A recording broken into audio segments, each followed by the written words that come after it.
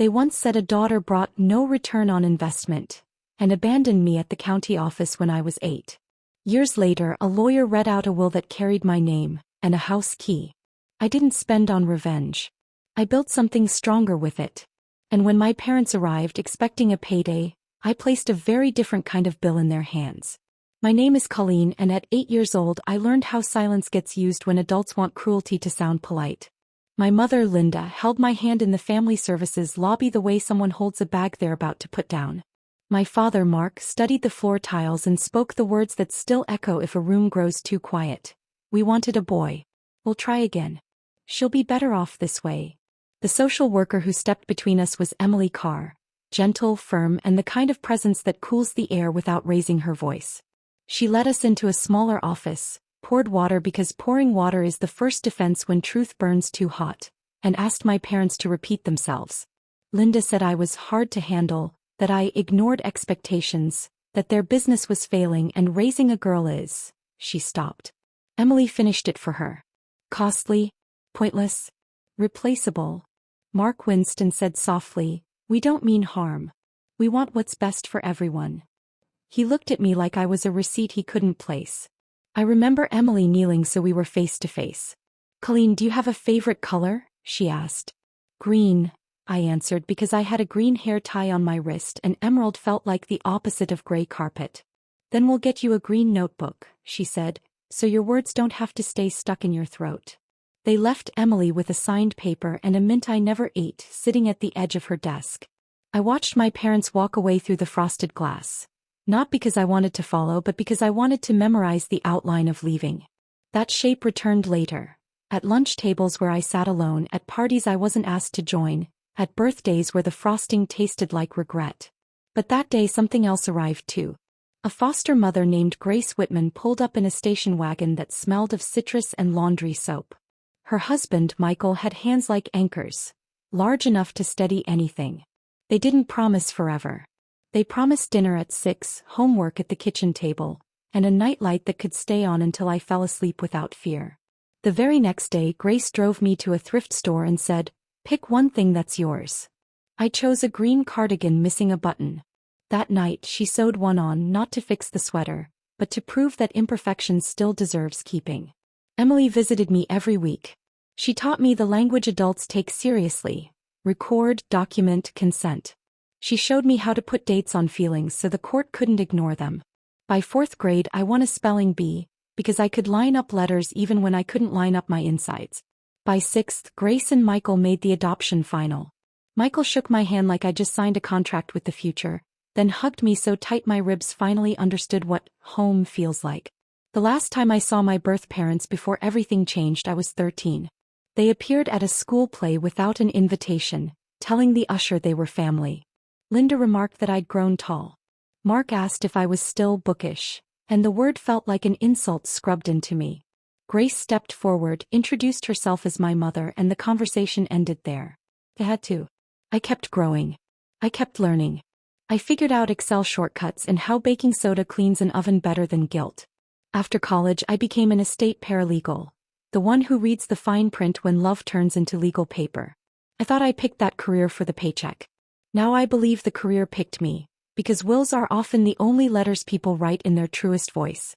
Which is why at 25, when a law firm called and asked if Colleen Whitman could come in about the estate of Evelyn Bennett, I showed up in person.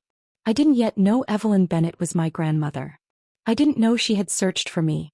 And I didn't know she had saved the greenest gift of all for the very end. The office carried the same weight as every law firm where grief and money sit together: dark wood, hushed carpet, and a bowl of candies executives always take without asking.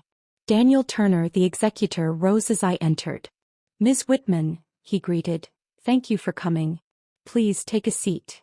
He slid a folder across the polished table, heavy with documents that understood how to rearrange lives. "Your grandmother, Evelyn Bennett, passed away last month," he began. "She was Linda's mother." The air seemed to tighten into the sharp end of a pencil. "Evelyn and Linda were estranged," he explained carefully. "Years ago, Evelyn provided for Linda under certain conditions, but those conditions were never met. Instead, she created a separate trust, just in case she ever had a granddaughter. She did. You. He read a passage from the will with the cadence of prayer. To my granddaughter Colleen, if she is located, I leave the Bennett residence at 94 Willow Street. A bequest of $3.2 million placed in trust with Turner and Sloan until her 25th birthday, and a letter she must read before she chooses what to do with the rest. He lifted a small tin box, the kind meant for mints or for treasures a child hides beneath soil. Inside, a green envelope. My hands trembled. Daniel poured water gently the way Emily once had. Take your time, he said. I broke the seal. Colleen. I did not shield your mother from the world and she absorbed the wrong lessons. Status instead of stability, sons instead of daughters, scarcity instead of love. I tried to make amends and when I failed I planned for you.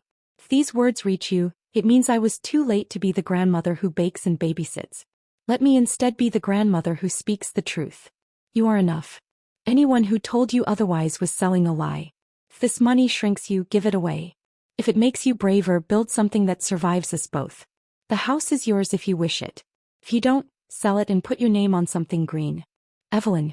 I laughed and cried at once because green had followed me like a dog that never left. Daniel waited as the storm inside me quieted. Are there conditions? I asked, bracing for chains disguised as guidance. Only two, he replied. First, a request, not an obligation, that you visit the house with me once before deciding to sell or stay. Second, a sealed letter for Linda and Mark placed in your control. Deliver it or not. The choice is yours. That same afternoon I walked to 94 Willow Street. The house was late Victorian with a porch built to teach families how to linger together, and a kitchen wide enough to turn enemies into companions over food. In the attic I uncovered a trunk filled with green things. A cardigan missing a button, a notebook, a strand of faux emerald beads. Somehow, Evelyn had known details about me she should not have known. Later, I learned Emily had bent a rule for the sake of hope. After my adoption was finalized, she had written Evelyn a letter. No addresses, no contact, just enough for hope to sprout legs. I moved into the house with only a mattress, 3 boxes and a promise to myself. The money felt like a noisy guest I wasn't ready to introduce to the street. I stayed in my paralegal job. I bought nothing I would later regret explaining to myself. But I did call Chloe, my closest friend since college, an accountant with a conscience, and asked her to help me plan like someone who respected numbers. Together we built a portfolio that didn't need to crush anyone to succeed. We carved out a founder's fund with 2 names scribbled on a sticky note, the 8th Year Foundation and the Girls Grant, Green Button Scholarships. The 8th Year Foundation would focus on one mission: finding 8-year-old girls in the system and making sure no hearing, no form, no placement, no sibling visit collapsed just because a grown-up had a dentist appointment. A small staff. A case aid model. Stipends for foster families who wanted siblings to remain together. Legal observers present in courtrooms. Simple practical help, the kind that shifts endings. Clean revenge, Chloe said with a grin. I like it. Boundaried, I corrected. Not burning. The only remaining question was what to do about Linda and Mark. Daniel told me they had already heard whispers from an old neighbor that Evelyn left something. He had received 2 calls from Mark posing as a banker, and a third from Linda pretending to be a charity. I could stay silent. I could mail the sealed letter and let the past face itself. Or I could invite them to the house, with rules in place strong enough to protect me. I called Emily and asked what she would do. If you can manage it without wounding yourself, she said, set a table with rules. Make sure people who love you are in the room. Speak the truth. Then decide. So I planned a supper. Not a trap, a syllabus. Guests, Emily, Grace and Michael, Daniel, Chloe, my neighbor Mr. Harris, 68 and allergic to nonsense, and by invitation, Linda and Mark. On the mantel I placed Evelyn's letter, along with the sealed envelope bearing my birth parents' names. Beneath my chair I taped the green cardigan with its mended button. I wrote rules on an index card and set it beside the bread. No yelling. No rewriting history. Questions may be asked, answers may be no. My hands still shook, but now they were occupied with something that made the trembling worthwhile. They arrived carrying their familiar beliefs. Linda wore a blazer a shade too eager, while Mark wore the face of a man expecting praise for simply showing up. Grace opened the door because Grace was the first thing that welcomed me into this world. Emily quietly poured water without remark. Daniel stood by the mantel, steady, like a librarian guarding a rare edition. "Colleen," Linda began, glancing around for an audience. "You look successful." She shaped the word like a dessert she assumed I couldn't afford. "Thank you for coming," I said. "Please sit." Mark's eyes darted around the room, cataloging details. "So," he said casually, "your grandmother finally did the right thing." "She made the right choice long ago," I answered. "Tonight is about whether we can do something honest." We ate salad like civilized people. Then I set my fork down and placed a sealed envelope on the table between us. "This is from Evelyn," I said. "You can read it aloud, I can read it, or we can leave it closed." Linda tore it open as if money might tumble out. She smoothed the page and started reading. "Linda and Mark, I am leaving you nothing. I once offered help with conditions you called harsh. Keep the child you had, or if you could not, do not lie about why. You chose appearances over your daughter. Choices have consequences. If you ever meet Colleen again, know this. Your apology, if it comes, must be for her, not for yourselves. And she owes you nothing. Evelyn." Linda's face hardened into old defenses. "She always wanted sons herself," she said automatically, grabbing at the rope of hypocrisy. "She." Emily spoke for the first time. "No." The single word fell like a verdict. "I've reviewed every file. Evelyn pushed for programs for girls in your district for 20 years. And you told us yourselves on record that you could try again for a boy." Mark's smile cracked. "We were under financial stress," he said. "We made a choice that seemed convenient." Mr. Harris asked gently, buttering his roll with sharp precision. "My late wife and I never had children. We never once confused convenience with love." I lifted my hand. "This isn't a trial," I said. "It's a course outline. Here are the truths I will live with. I am not an investment. I am not your lost season. I am your daughter by blood and Grace and Michael's daughter by choice and law." Silence held the room the way it does when it has purpose. Mark leaned forward. "We heard you came into something," he said. "If there's a chance for us to rebuild, maybe we could." "Money," I said, because sometimes mercy is naming the anchor pulling the conversation down. "Here are my conditions." I slid a single page across the table. "No cash gifts. No loans. No cosign. If you want a relationship with me, you will attend 6 family accountability sessions with a licensed therapist. Volunteer 100 hours with the 8th Year Foundation. No cameras, no speeches. Sign a statement of truth acknowledging why you gave up custody. Except that my no is a complete sentence." Linda's mouth dropped open. "Volunteer? Therapy? We're not the ones who left an 8-year-old at a county office?" Grace finished softly, because some truths need witnesses to close them. "You did. I was there 6 months later when the adoption finalized. I've loved Colleen as my own since the day she sat at my table, in a green cardigan with a missing button. You won't hurt her again, not because you're restless or desperate." Mark's expression locked into something familiar.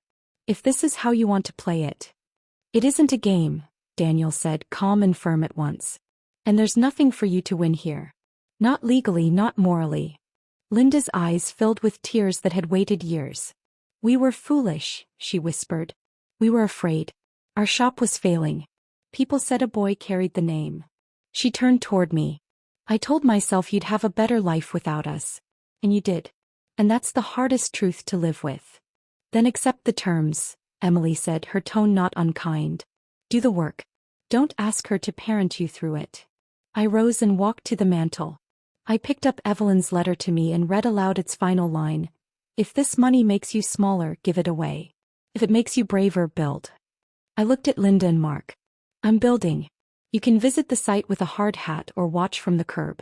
But you don't get to own what I make." Mark pushed his chair back so fast it scraped the floor. "We'll think about it," he said, meaning no. Linda touched his arm. "I will," she said, meaning maybe. They left without slamming the door. That alone felt like the night's first miracle. When the dishes were cleared, I pulled the green cardigan from under my chair and slipped it on. Grace chuckled. "It still fits," she said. "And if it doesn't, we'll sew on another button." "Keep the thread close," I said. "We start tomorrow." Starting something makes noise. Keeping it steady takes silence. We filed the nonprofit forms, set boundaries, and published receipts like scripture. Chloe built a site so clear even a worried guardian at midnight could manage it. Apply/refer/volunteer/receipts. We brought on 2 case aides, Abby and Hannah, both once foster youth, both familiar with the echo of a courthouse at 8 a.m. on review day. We kept one rule firm: no savior speeches ever.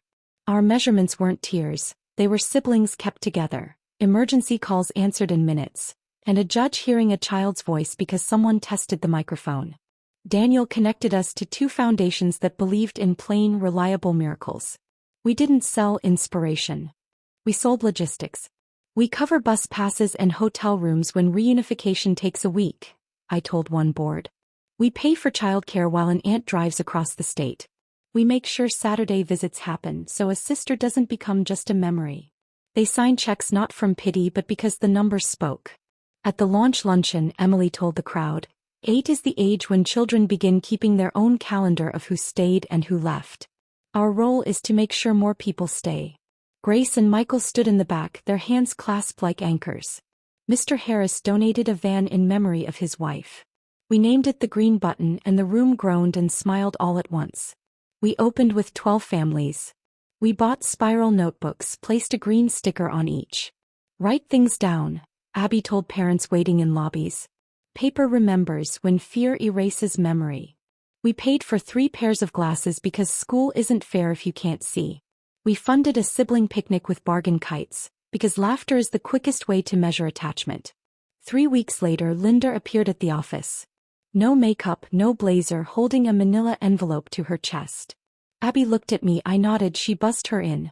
I read the conditions, Linda said, sitting on her hands so they wouldn't look like begging. I can give 100 hours. Therapy as well, I said. She nodded. There's a clinic by the strip mall Tuesday nights. I've already signed up. She pushed the envelope across the desk. Inside were photos of the store when it was new, a faded ultrasound of a boy who never came, and the county form from the day they left me. I want to sign the statement of truth, she said. Her voice unsteady. I need to say it out loud before I lose my nerve. We signed in a small room with a cheap pen and an expensive silence. Her statement was brief. We gave up custody of our daughter, Colleen, because we thought a son was worth more. We were wrong. We hurt her. We hurt ourselves. We will spend the rest of our lives trying to match the bravery of those who loved her after us. I didn't forgive her like in the movies with music swelling. I forgave her like you remove a splinter. Slow with tweezers while someone holds your hand so you don't flinch away. She began volunteering on Wednesdays, filing papers, building welcome kits, stocking the snack shelf with the best granola bars. She didn't post about it. She didn't cry at the office. She cried on the bus maybe. That was her work to do. Mark never came. He sent 2 texts that read like overdue bills from a company you never used. Then silence. Emily said some people prefer the comfort of old stories over the risk of new ones. It's a decision, not a destiny. By the 2nd month, we hosted a green dinner at 94 Willow Street for 8-year-olds in care and the adults who had become their stayers, foster parents, aides, neighbors. We served pesto pasta, the only green dish children will accept, and read picture books about stubborn girls who grow up to lift heavy things. Linda managed the coat rack without introducing herself. Grace cracked bad jokes to nervous dads, making them bold enough to ask for help. Michael grilled cheese outside like a priest of comfort food. At the end, a girl named Ellie tugged my sleeve. Is it true you got left when you were 8 and now you're in charge? She asked. Yes, I said. Both parts. She nodded like she had filed new information. Okay, she said. Then I can do 9. That night I slept the kind of sleep that doesn't need permission. 6 months passed before Daniel called.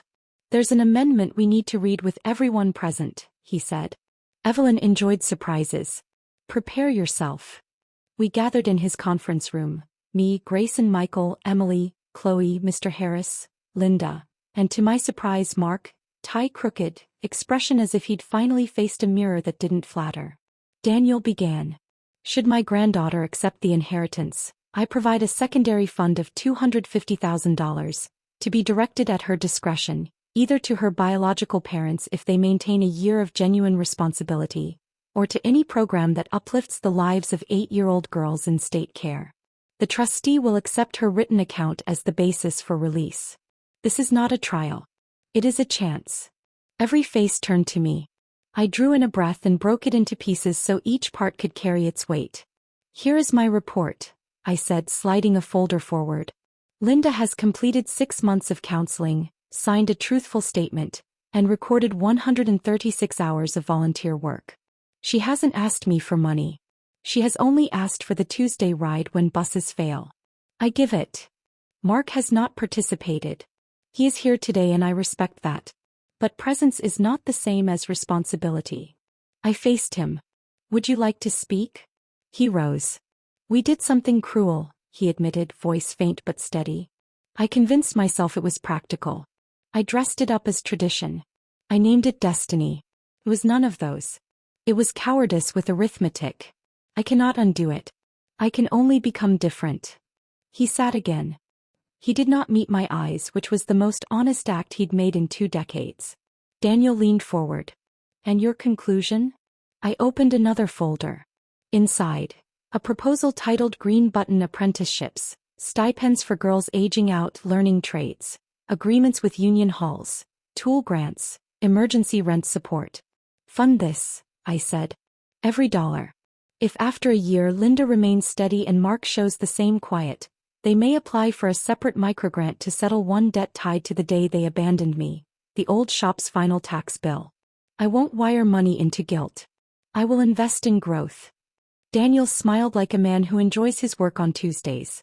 So ordered, he said, though it wasn't a court and he wasn't a judge. We shook hands. We hugged. We stacked chairs because chairs don't stack themselves even when justice visits. On the way out, Linda asked if she could see the house again, the corners I missed when I pretended I was bigger than old wood. We walked through each room. In the attic, she touched the trunk of green treasures. Your grandmother was stubborn, she said. She was steady, I replied. I'm learning the difference. On the porch, Mark paused. Can I help out? He asked, unsteady as a child learning to walk. Not for money. For something real. Yes, I answered. Wednesday mornings. Van route. Abby will guide you. You'll lift boxes. But listen. You'll agree often when the answer is yes. He nodded. Copy, he said, like signing a contract without ink. The Green Button Apprenticeships launched in spring. We supplied 20 tool kits, 3 first-month rents, and a car repair that saved a job. We published receipts each Friday. We received gratitude, criticism, and occasional pleas from people who wanted rescuing in a way that would sink us. We learned to decline kindly and accept with boundaries. At the first apprentice graduation, Ellie, now 9, gave me a green bead on a string. For your necklace, she said. So you don't forget to shine. I promised I wouldn't. Grace wept.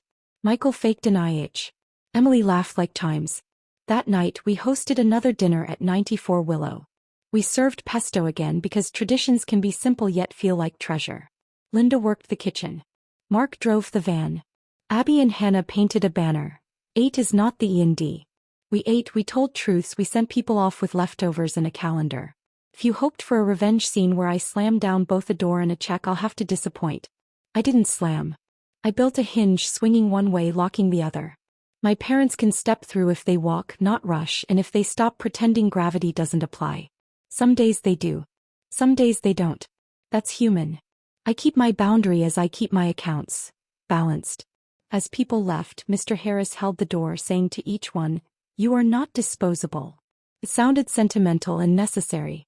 When the house finally stilled, Grace began a slow clap. Michael joined. Emily added a softer one, the last clap, the kind that ends a sentence that finally knows how to close. I went upstairs, hung my green cardigan on the hook by the window, and looked out at a street not new but finally mine. On my desk lay Evelyn's letter, worn and faithful. I slid it under the glass and wrote 5 lines on a fresh green page. Tell the truth early. Keep receipts. Invest in girls at 8. Love is not a ledger, but ledgers can love.